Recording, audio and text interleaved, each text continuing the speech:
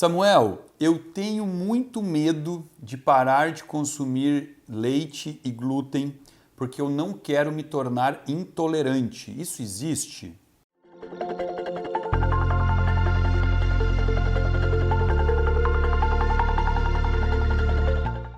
Olá pessoal, tudo bem? Meu nome é Samuel Dalelaste, sou médico e esse é o nosso espaço aqui no YouTube para discutirmos temas relacionados à saúde, bem-estar e qualidade de vida.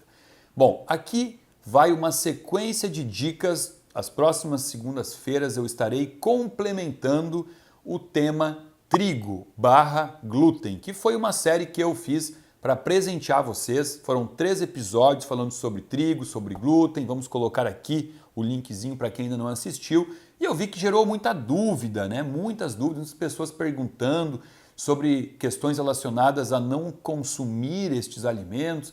E uma das dúvidas foi aquele comentário que muitas vezes a gente ouve de pessoas que já fizeram o teste, que excluíram o glúten, a lactose da vida e depois voltaram a comer e tiveram diarreia, tiveram algumas alterações do trato digestivo, estufamento. E aí vem aquela coisa assim, Samuel, mas eu tenho medo de me tornar intolerante ao glúten, à lactose, se eu deixar de comer estes alimentos. Aí vamos fazer o seguinte, vamos refletir aqui, eu convido vocês a pensarem junto comigo. Antes de dar a resposta, eu não vou dar o peixe não, eu vou dar a varinha para vocês, eu vou dar a isca e vocês vão aprender agora então a pescar, entendendo um pouco sobre essa relação que sim, é uma relação que às vezes acontece, né? Pessoas param de consumir o glúten e a lactose, quando voltam a consumir, apresentam distúrbios do intestino. Aí eu vou perguntar assim, ó, se eu tirar a ervilha da alimentação de alguém por 3 ou 4 meses, essa pessoa corre o risco de, quando volta a comer ervilha, ter uma intolerância, apresentar uma diarreia? Não. Se eu tirar a mandioca, né, o aipim, de uma pessoa por 3 ou 4 meses, corre o risco de, quando ela volte a comer a mandioca, ela tenha diarreia, estufamento ou gases? Não. Isso também não acontecerá se eu tirar por algum tempo a cenoura, a beterraba, a batata. Não vai acontecer. Então, por que será que isso só acontece quando tira-se trigo ou leite? Porque esse fenômeno justamente é associado a esses 2 alimentos tão polêmicos. Isso ocorre porque tudo que faz mal ao corpo, mesmo as coisas que fazem mal ao corpo, o corpo ele vai tentar se adaptar àquilo. Por exemplo, álcool, vinho. Vamos usar o exemplo do vinho. Vinho faz mal? Óbvio que faz mal. Então, quando a pessoa começa a tomar vinho, ela vai tomar um cálice de vinho e o corpo ele vai passar assim uns sintomas de tontura, alguma coisa assim. Aí ela vai tomando sempre um cálice de vinho. Em pouco tempo ela não fica mais tonta, ela aumenta para 2 cálices de vinho, para 3 cálices de vinho. E acreditem, já teve paciente que sentou aqui na minha frente e que falou que tomava diariamente uma garrafa de vinho e que não sentia nada, nem ficava tonto. Aí você pergunta, quanto tempo você faz isso? A pessoa faz isso há 2, 3 anos, 10 anos. E é óbvio, o corpo acabou se adaptando. E aí parece que se o corpo se adaptou, tá tudo certo, não tem problema nenhum.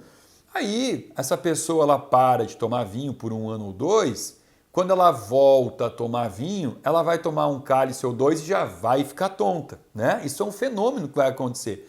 O que a gente tem que entender aqui é que esse mecanismo de adaptação, ele não é uma coisa normal ao corpo, não é uma coisa que a gente tem que achar que está tudo certo. Eu vou usar um exemplo para vocês que descreve muito bem isso, tá? Eu vou mostrar um mecanismo de adaptação do corpo chamado esôfago de Barrett. O que é o esôfago de Barrett? Quando você engole o alimento passa pelo teu esôfago num pH levemente ácido, porque as enzimas da boca, existem algumas enzimas digestivas na boca, elas são levemente ácidas. Então o alimento desce pelo esôfago quase nada ácido. Então o esôfago é um órgão revestido por células que são adaptadas, capacitadas a tolerar esse pH levemente ácido.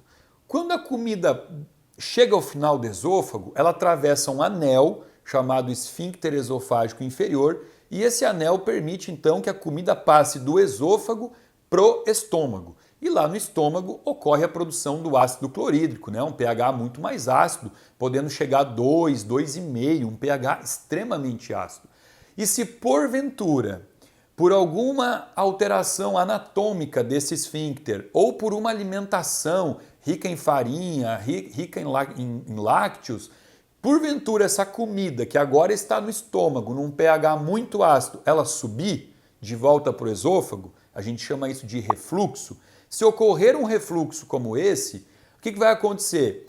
A parede do esôfago vai começar a receber um bolo alimentar ali que está numa acidez que ela não foi preparada para aquilo.